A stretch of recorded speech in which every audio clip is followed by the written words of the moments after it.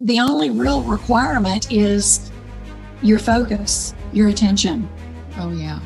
You just keep showing up with a willing heart. That's really all that's required. If you fall down, you get up again. If you make a boo-boo, he dusts you off and you continue forward. All that's required is your focus, that we incline ourselves, our ears, our hearts, our lives toward him and continue to show up, and he'll do all the rest. The rest of the work is really up to him.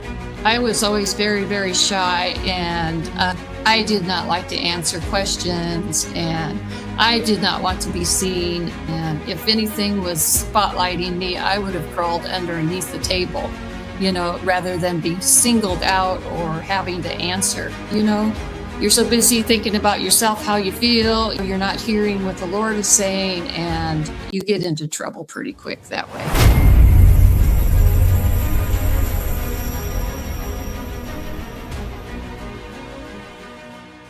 Hello, everybody. We are Bridging Realms with Melody Pash, and this is my team member, Jill. Hey, Jill, how you doing? I'm doing good, thanks. Glad to be here. Awesome. Well, we're going to talk some more today about the process of the prophetic, because we didn't finish all of that the last time we did talk about it. So we're just going to finish that up. And we just want to remind everybody to please, in the comments, tell us where you're from and all of that. Don't forget to like, share, and subscribe. That helps too. So let's talk about this. Well, we were talking the last time we spoke, Joe, we were talking about some of the things that are issues that God deals with when we have a call to the prophetic, which basically we're all called to be prophetic, but very few people, and we talked about this a little bit too, seem to understand that there is a process to really doing that in a copacetic way. It's a little bit like there are things we should all do and we should all know. Things like maybe your mother and your father taught you when you were a child that we're all supposed to do. Some of us will do it more prevalently or more prominently than others. Some of us will do it better than others. But we had to go through some sort of training to learn how to sweep a floor or to, wash the dishes or whatever it was. And it feels like sometimes on the spiritual side, people are not so concerned about getting equipped for some of the spiritual gifts that God gives. And Corinthians says, above all things, we should covet to prophesy. So we need to be prepared in that, don't we? We kind of need to know what we're doing rather than just stumbling around in the dark, making messes. I made lots of messes when I started in the prophetic. I was just clueless. I was totally clueless and didn't know how to use my words in a way that were comforting, edifying, and encouraging. What about you? Yes. And also, trying to figure out what you should say and what you shouldn't say. And, and paying too much attention to the person that you're talking to, because they're either stoic, no expression, or you think, okay, I'm not hitting it, because they're not responding, And so it's very intimidating. So, you need to get off of how they receive and how you are feeling, because it's not about you. And you need to zone in on what the Spirit is telling you. And so, it can be a little distracting and intimidating, because you've got some that are just, Right. I was going to say, on the other side, you've got those that are really encouraging. They're really telling you, oh yeah, that's exactly right. Even that's a distraction. Yeah, or helping you out, with more information. Oh, yeah. Oh, yeah, that's right. That is right. Yeah. Yeah, well, that definitely happens, yeah, when we're operating in the prophetic. And on the Mhm. other side of that, there are those that in the prophetic we deal with fear, fear of man, just timidity, Mhm. fear of making a mistake, Yeah. fear of saying the wrong thing. Like you said, Mhm. it's like if they're making a bad face at me or whatever, I'm like, I shouldn't even be looking at them because then I'm going to be influenced, and I have to be really careful with that. Yeah. So I just close my eyes and turn my head away and just continue to listen to the Spirit, because otherwise you're just getting led around by their soul, because their soul is influencing you, and we have to be careful with that, don't we? Yes, that's a big one, I feel, because you can be influenced, and especially, if you're new at it and you just really, this is all brand new and you're stepping out in faith, and then all of a sudden you get these reactions, and it's like you're not prepared for that. You have no idea where you can It's go from there. It's true. It's like, do I stop talking? Do I get more firm? Do I go forward? Do I change directions? And that is that fear, and we are questioning ourselves. But more importantly, we're questioning what we're hearing from the Father. And if you're already being released to minister to people prophetically, then you're probably already equipped. But we do question ourselves, and we question whether we're hearing or not. And we have to be careful with that too, don't we? Because we have to trust that if we ask, He's going to honor us with a response. And He Yes. would always do that. He would never withhold from us. Yeah.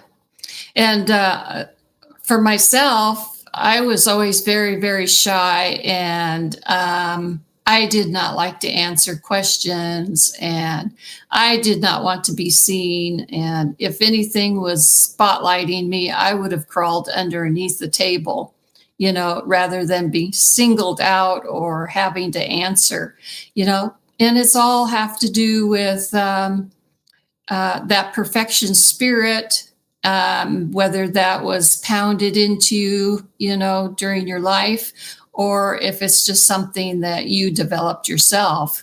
And anyway, it's self idolatry, and it's something that you need to cast off. You need to get out over that and get it out of your way, because it is very hindering. And you're so busy thinking about yourself, how you feel, you're not hearing what the Lord is saying, and you get into trouble pretty quick that way. Yeah, that is absolutely true. Yeah, you're right. When you're so focused on yourself, you're certainly not focused on the Lord and what He's putting into you. And it makes you question every word that comes up. So we wind up, yes, questioning ourselves, but even more than that, it's bad to be questioning Him when He knows the recipient better than anybody in the earth. So He knows what He's talking about. The other thing that I know that I went through a lot was fear of offending. I'm like, oh, I just hope I don't trigger someone or offend them in some way. I just don't want to say the wrong thing.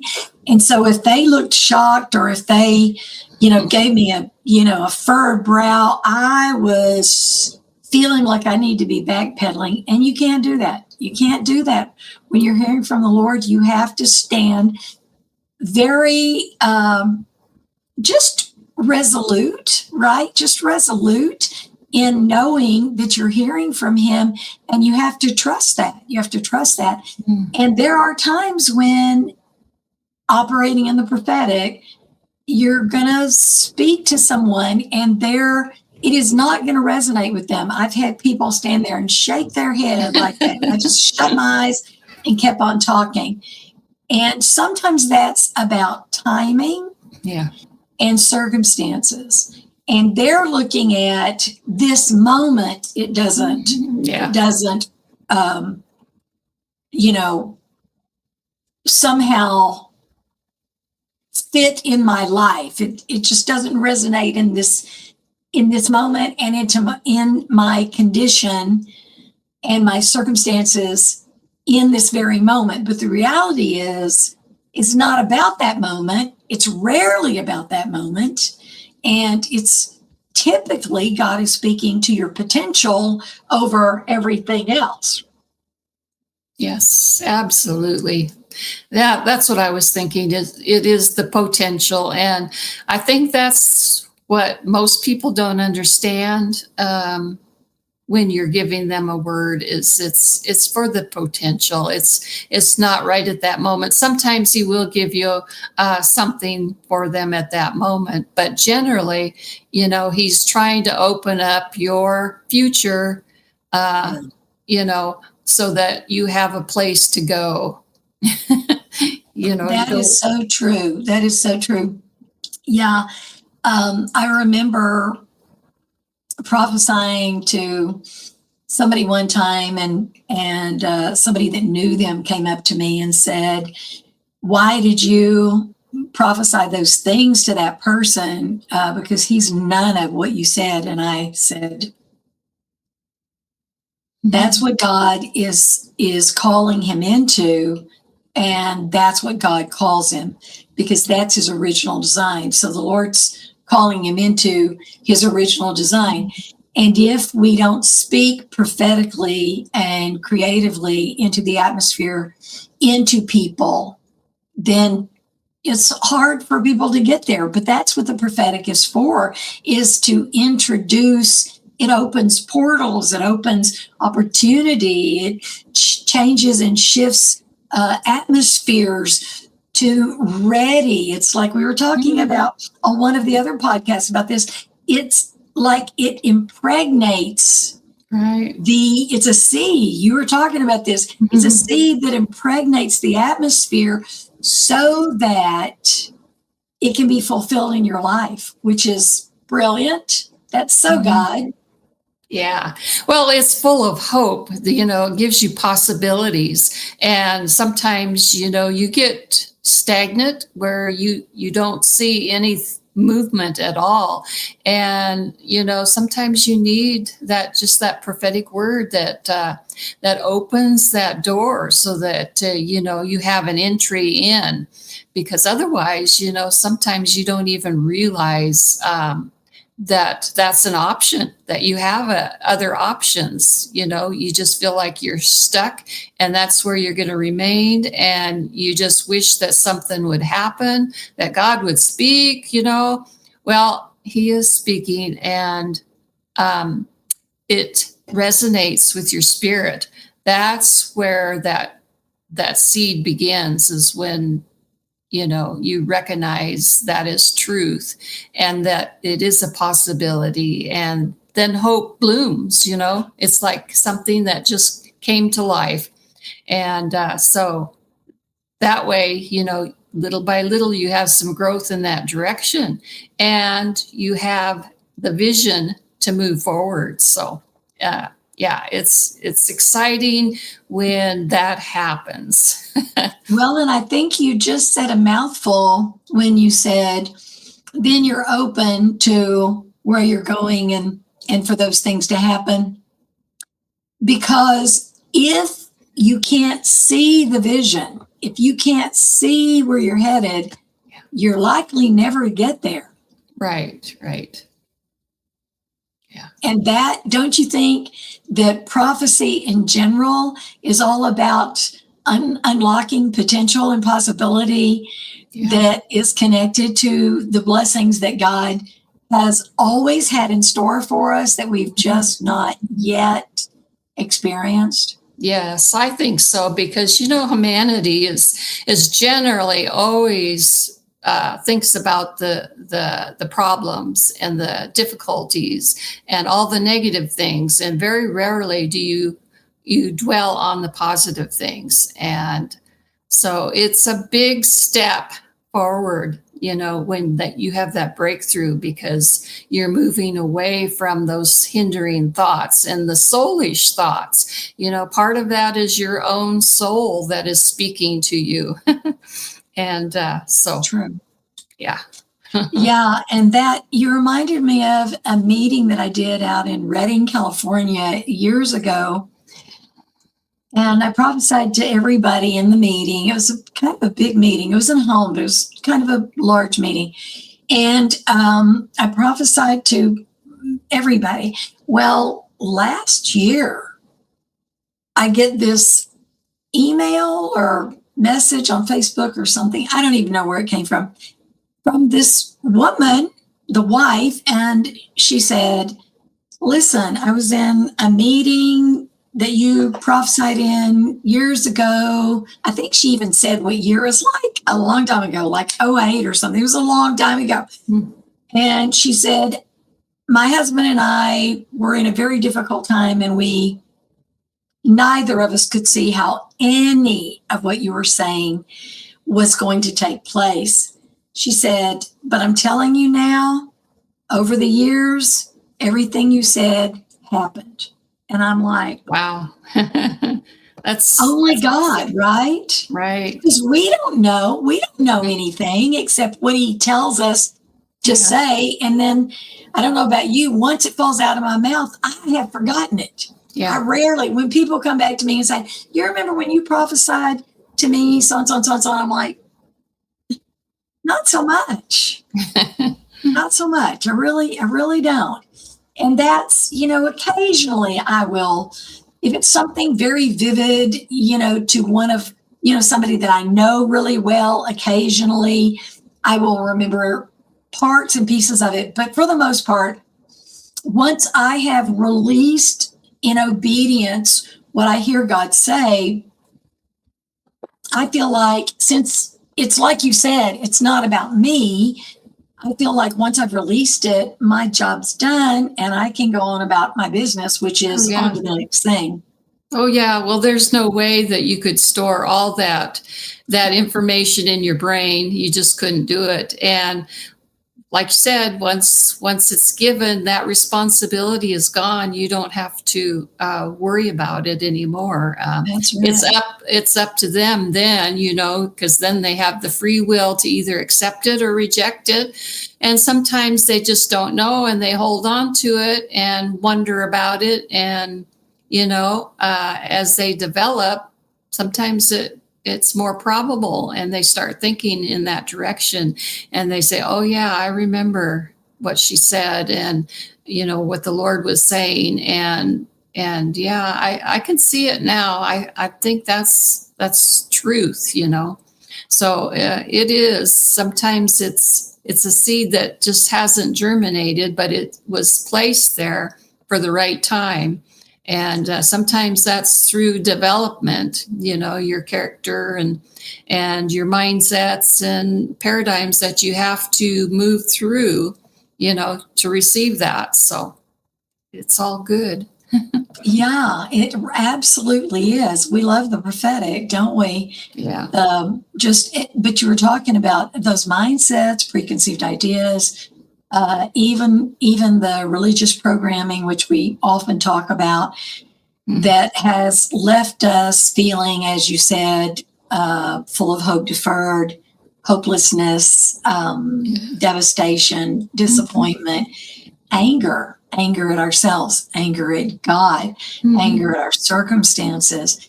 Well, if we're holding on to all of those things, then it's hard to do what you were just talking about, which is to receive and then hang on to that potential and the probability that God will actually do what he says. Because if we can't receive it, then we can't ever see it. And when you cannot see, you cannot pursue. And what you cannot pursue, you cannot attain. Right. Yeah.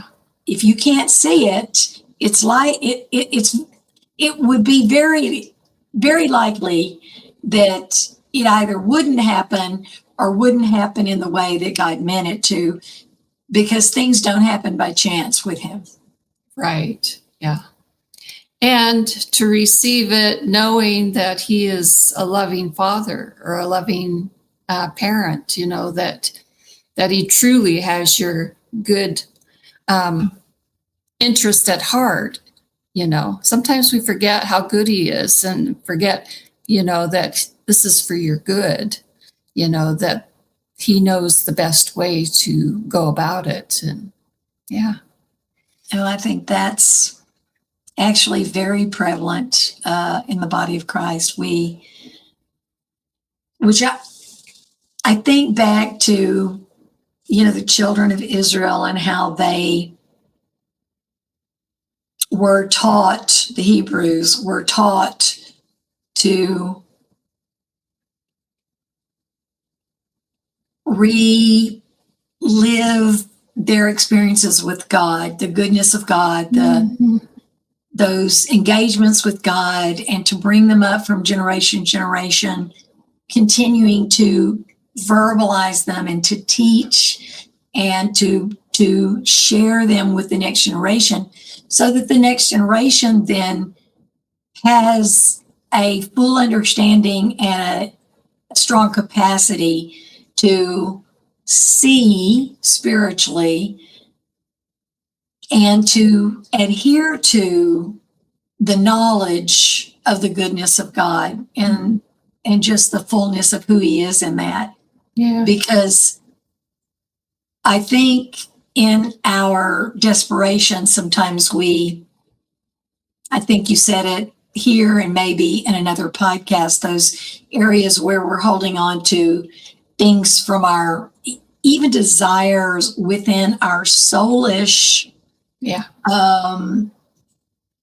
that part of us, the soul is holding on to desires that are, fleshly and worldly, and not necessarily about the desires that God has in his heart for us. And if we don't keep those in our focus, if we don't keep him and his goodness and that love that you were talking about, that loving parent, if we don't keep that as our focus, then it's very difficult for us to hold on to and to change the paradigms and the negativity in the programming that basically stunts us. It causes us to be stuck, like you were saying. We're stuck in that place where nothing is moving forward, and we can't figure out how to end the stall.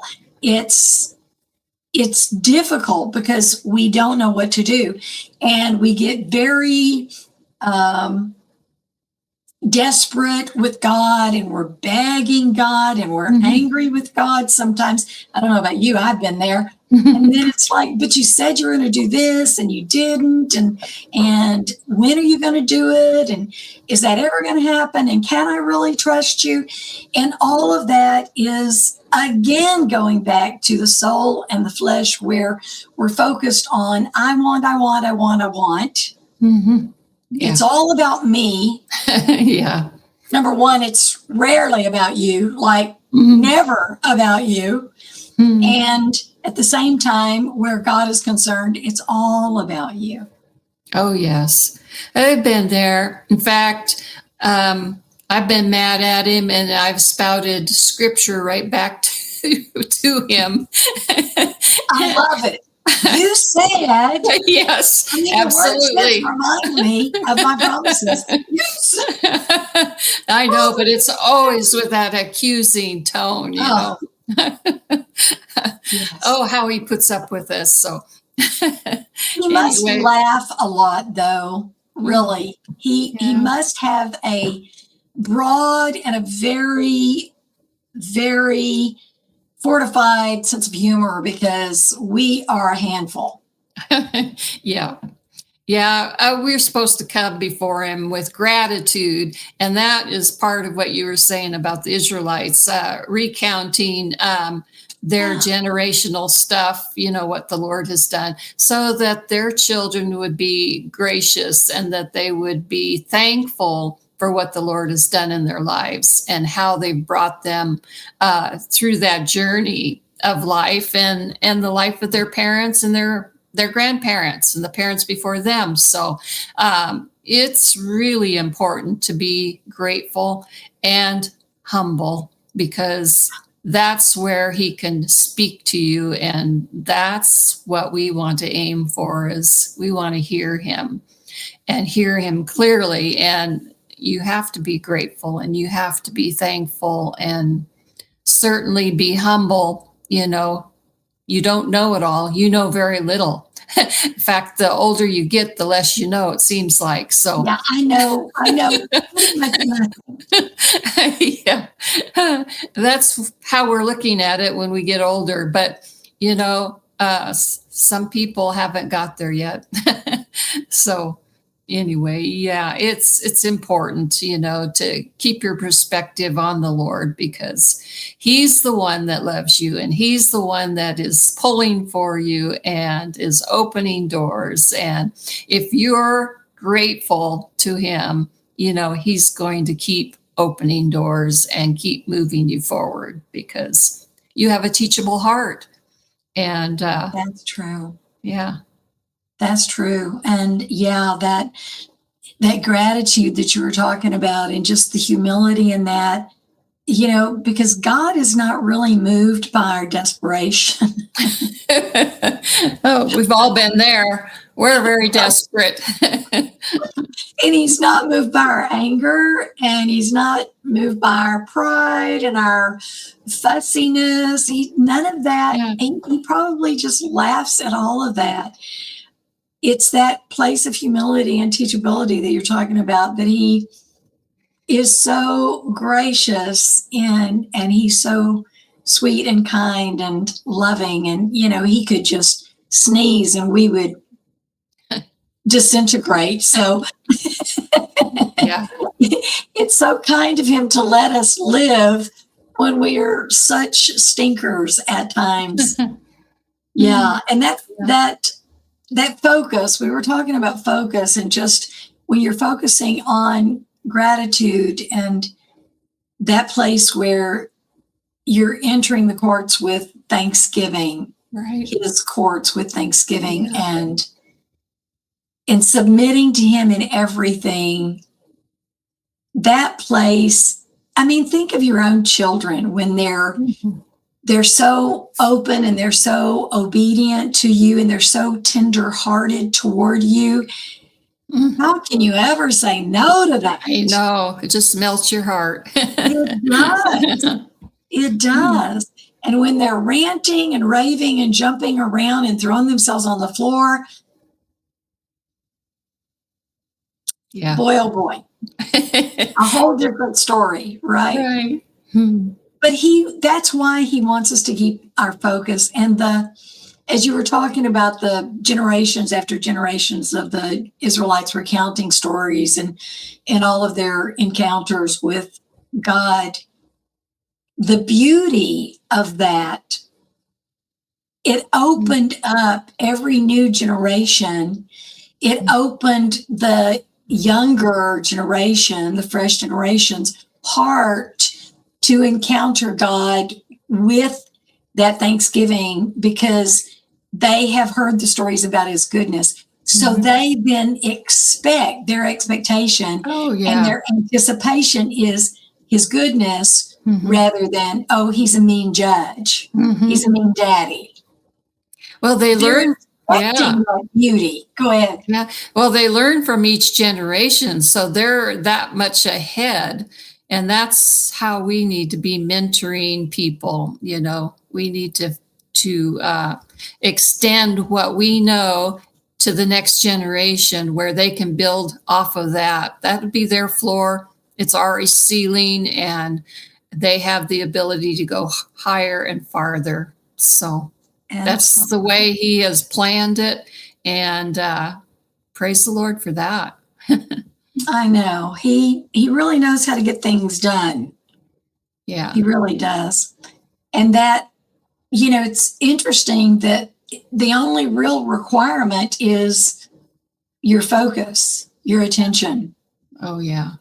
You just keep showing up Mhm. with a willing heart. Yeah.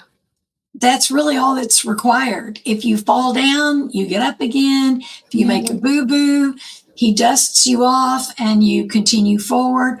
All that's required is your focus, that we incline ourselves, our ears, our hearts, our lives toward him, and continue to show up, and he'll do all the rest. The rest of the work is really up to him. Yeah. Yeah. Our part is to persevere, to continue to show up, and to be obedient in every way we know how. Yes, we're just like little children, he'll feed us, as we get stronger, he'll give us stronger food. Yeah. Or baby steps, you're taking baby steps. Pretty soon you have coordination and strength to walk farther, to climb, to run. That's right. He has to develop those motor skills, doesn't he? Yeah. We don't start out as an Olympian. We start out as little people who stumble around and fall on our noses. Which is so funny. You think about it and think about those first 5 years, those formative years in your life, and it's our brain. I can't remember the percentage. It's huge, though, of how much our brain grows during those formative years, the first 5 years. Yeah. It's big. It's a large amount. Mm-hmm. So Yeah. there's a lot that happens in those foundational years, and that's all part of the process. The process is you're still in the foundational years, and as you were talking about, as you mature, then things change, and then you start expressing the heart of God to people through the prophetic, and we talk about that in the school. We talk about that with our students and our mentoring clients and all of that. But one of the things that when I was praying about this, I felt like the Lord wanted to talk about was also the difference. And it's funny because I don't think people really know this, but there is a difference. There's a huge difference, actually, in our work for God and our work with God. Oh. Because God is not interested in your work for him. It doesn't matter what you do that you consider ministry, but without doing it with him and by his spirit. We talked about this before. Yeah. It's not even counted. Right. It's not even counted. It's not put on your account as a credit if you didn't do it with him and by your spirit. And that performance thing, that religious thing, drives us to, well, I give to this ministry every year. I work in this orphanage. I volunteer, blah, blah, blah. Whatever it is you think you do, if you're doing it for the credit, or if you're doing it outside of what God has called you to do by his leadership and by his unction of the Spirit, then it's just noise. It's nothing. Yeah, that's working in the flesh. That is that has to be very soulish, and I think a lot of people are deceived into thinking that they're doing God's will, and really the intent is in the wrong place. Their heart is placed wrong. They're just doing it as works for show or for their own gratification. It's not God's plan. So it's very sad that people get into that rut, and Yeah, I hope that there is deliverance in that area, because that really is the wrong path, and it does nothing for your spiritual walk and intimacy with the Father. He loves us even if we didn't do anything. But when you choose your own path and you think you're doing His goodwill, and and He didn't say anything about it. He didn't choose that for you, or He didn't encourage you in that direction, then you're in the wrong lane. Absolutely. Absolutely. And service, I think sometimes, just as humans in general, we use service even sometimes as a place to hide. Oh, definitely. Yeah. It makes us feel like we're productive, we're producing something, we're getting something done, we're doing something, but if it is not within His purposes and it's not building what He is building and what He has designed, then, as you say, it's all about the soul. And we're trying to get validation and Yeah. credit and self-worth Yeah. from our own understanding. And even though, well, it's like the word says, if you want to do that in public, then you get your credit while you're in the earth, but you don't get it in heaven. But if you do it in secret, then yeah, you don't get public gratification. You don't get validation while you're here in the earth, but your greater reward is in heaven. And I think oftentimes, I know that I have made myself very busy at times in my past where I felt like this service is really good and it gives me worth. It gives me value. That's a big one, I It's think. good for me. It gives me value. Yeah, you feel like you're not valuable if you don't contribute something, and that's probably not the right attitude. Well, it's Thought. like you said a while ago, God loves you if you never do another thing. If you never do anything, He's more about that one-on-one relationship with you, and whether you love Him and serve Him personally in that relationship, that encounter, that relationship, personal relationship. He's more interested in that than in you serving Him in anything that is considered ministry for Him. He wants to work with you. You are a co-laborer.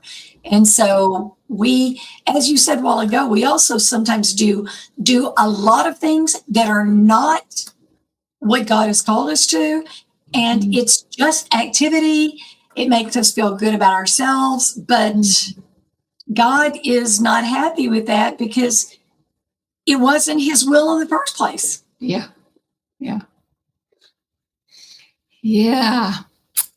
I think, that's a big hole to fall into. And I think a lot of people do. And, I've been there for sure. I was going to say, I have been there myself, and I think, oh my gosh, what have I done? Right. And you and I have very, our personalities are all about productivity.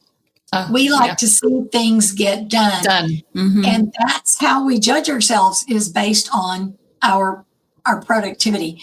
So that's difficult sometimes. Those personalities are difficult.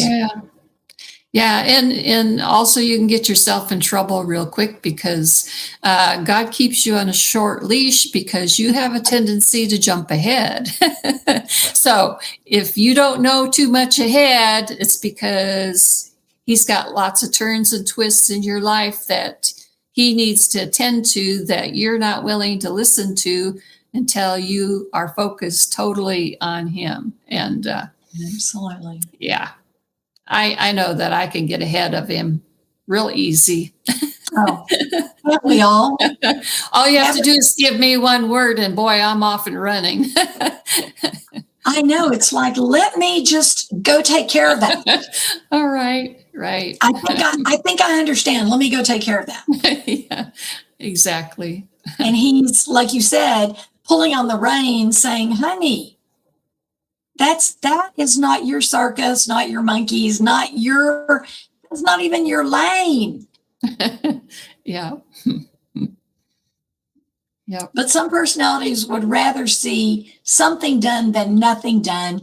Mhm. And that's a hard one for our types of personalities. We have to get past that. Of course, I've been so worn out lately. I don't feel like I've been that productive, but it's all good. Well, I just think about some of the past things that I've done. Like one time, my husband and I were both out of work, and we were just flat broke, and I didn't know what to do. And I knew we didn't have any money, and we were having trouble with getting jobs that lasted more than a month or so, because once you get enough hours in, they cut your hours, and then you couldn't afford your rent, you couldn't afford food, that kind of thing. So I thought, well, we need to create something that we could do that doesn't cost money. Well, the Lord gave me this idea of janitorial or cleaning houses. And anyway, I got really excited about that. And so, since it was his idea, I thought, okay, well, it's going to be residential, and um, I'm going to be I will do enough that I can pull in my husband, and we're going to do this commercial cleaning. It didn't work that way. It was one house, one person, and from that one person, it ended up to be personal homes, and it was so much work that I couldn't keep up, that I couldn't take everybody that wanted, my services. And and then my husband, even though he wasn't able to do it, he got into the school system doing janitorial. So it went completely different ways than what I had originally thought. So I had jumped the gun big time. I did the same thing. I had some problems getting a job one time, and I got so just fed up. I was just fed up. I've been praying, but nobody would even respond to a phone call, an email, a resume. Nobody was responding, and I was just so fed up.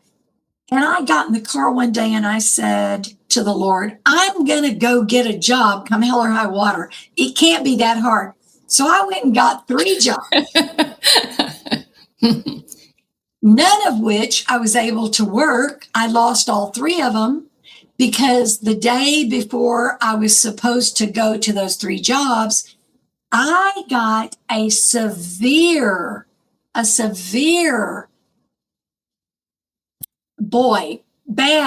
bad case of the flu where I couldn't even move, much less get out of bed. And I was sick for like 3 weeks. Oh, wow. So by the time I finished, I didn't have any jobs left. I had 3 jobs. Yeah. And then I lost 3 jobs. Yeah. Well, you are in a place of desperation, and you just want to push. And, I think that's where you get in trouble, because, it's just like Abraham and Sarah, they got that good word that they were going to have a child, and that it was going to be multiplication of generations. And, well, they couldn't wait. They wanted to help him out a little bit. And boy, when you do, you pay for it. There is a big, big price to pay. You're absolutely right.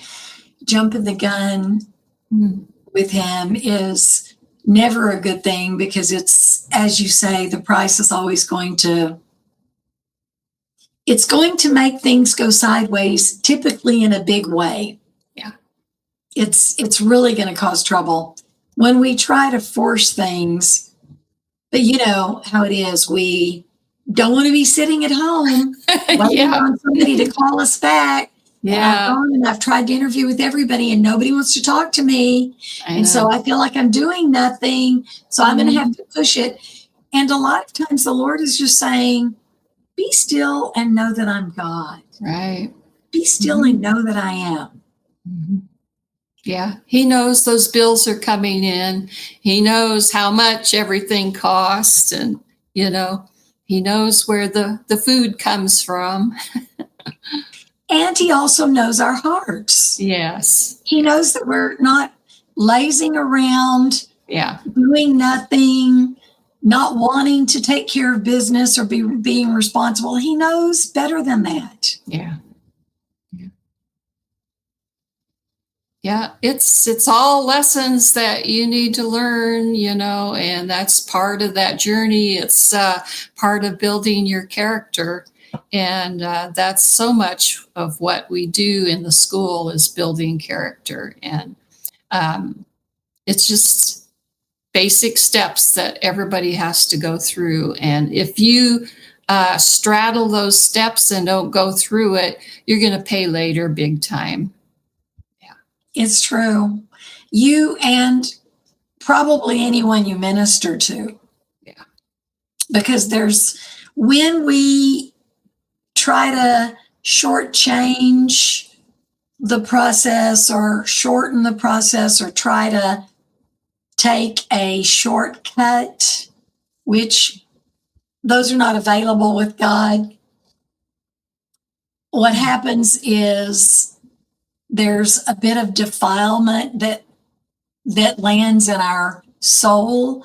And when we try to do his will, then we are not able to do it in a way that is righteous and clean and pure. And the service is not the same because we didn't allow him to really work with us and get us prepared for. It's back to that patience, it's back to the humility, and it's back to the teachable spirit. Absolutely. Yeah. And that's whether you're being trained by, other people in ministry or whether you're being equipped just by Holy Spirit. Holy Spirit is our teacher, but if we are not totally and completely committed and submitted to him, then that little bit of resistance, that little bit of rebellion, it turns into rebellion. A little bit of reticence or resistance, it will turn into rebellion, and it will defile your ministry and your expression. And when it comes out of you, it may sound good, but it still will land with some gunk on it. Yeah, it certainly will. It's interesting how that happens because, people will say, I got this great word from so-and-so and it was just so accurate in it. I really resonated with it and it was very big, like we were talking about the grandiose words. It was very big. I really resonated with it. And I'll start asking questions. Well, maybe share that with me. Would you mind sharing that with me? And we start talking about it. And that word, even though it probably had elements of God's heart in it, and yes, even the grandiose part is probably the end result of what God is doing in them. But putting all of that out there with lots of flattery is really a bad way to deliver the prophetic because it tends to influence people in a very negative way. It's a very strong defilement. Jezebel usually gets in the middle of that and can Oh, cause all kinds of problems, as we know. yeah. Yeah. Yeah, that's part of the people pleasing, that you fall into. And yeah, it's bad. Um, yeah, we need to let God be God and not embellish what he's saying, because that's so tempting sometimes to, you know, you, you think you know the end result, and you really don't, and you don't know how long and how hard of a walk this is going to be for them. So they Right. they need to be able to assimilate what you're giving and have enough hope to start the journey, and then as they move forward, he'll give them more. But if they get it all at one time, and the flourish in is shining lights and and an audience, it's going to be pretty destructive for them. Yeah, he equips the called. He doesn't call the equipped. And look at people like Moses, who said, "Oh, I'm not eloquent of speech. Mhm. Let somebody else speak. Let Aaron or whoever. Mhm. I'm not eloquent of speech." So many people said, I can't do that. God, you know me. I can't do that. Yeah. And he calls the unlikely sometimes Mhm. because it's all about his getting Yeah. the glory. Right. It's The all about glory has to him. go to him, not to us. Yeah, It just exactly. can't go to that's not going to fly with him. Yeah. Yeah. Well, it makes you wonder if Moses had accepted that call and stumbled his way through. I'll bet you the outcome would have been a lot different, and it would have been interesting to see. Could be. And what was interesting to me was he said that, but then he wound up doing a lot of speaking himself. Mhm. It's like Yeah. you resisted, and then Yeah. But like you said, when you go into partnership and you have more than one person, it could be a spouse or a business partner or whatever, it's a little harder to work with. It's not as easy with just you and the Lord. But if you have another person or a company or something, you've got to negotiate, everything, and everybody has to be on board, and sometimes that's not as easy. um, that's a tough spot to be too. yeah, You because just if it's not a place of unity, right. then God, he won't use it. It may still operate, but he won't Yeah. use it. Yeah. Yeah. I've seen that so many times where Mhm. things fall apart, and it's not because there wasn't more than one person, there wasn't a partnership with anointing. Everybody was anointed, Yeah. but he took his hand off of it. Hmm. Hmm.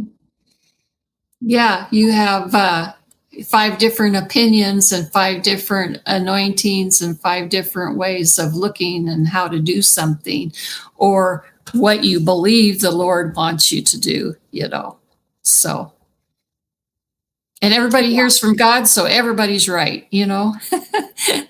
I think that's how things split so easy, you know, because everybody believes that they hear from God and their way is the right way. And yeah, there's got to be unity. So, anyway. And it goes right back to what we've been talking about, which is the character building. And it's Mhm. all connected. It all connects back to the humility and the teachability and that place of being totally and completely submitted to the process and to the Lord. Yeah. Yeah. Because where there is competition, there is no unity, No, and God won't use that. no, no, he sure won't. He is all about team, though. He Yes, loves team.